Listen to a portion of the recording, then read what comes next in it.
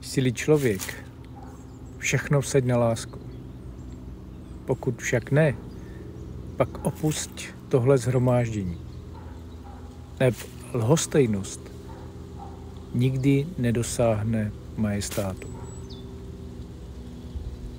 Tímto výrokem perského učence, mudrce a básníka Rúmího bych vás rád pozval na letní akce, které budou zaměřené na návrat prosperity do rodin, do rodů a na rozpouštění karmických vzorců ve vztazích.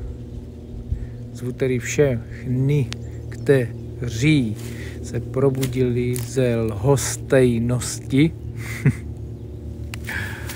a více informací aktuálně najdete na mém webu rado-mír.cz.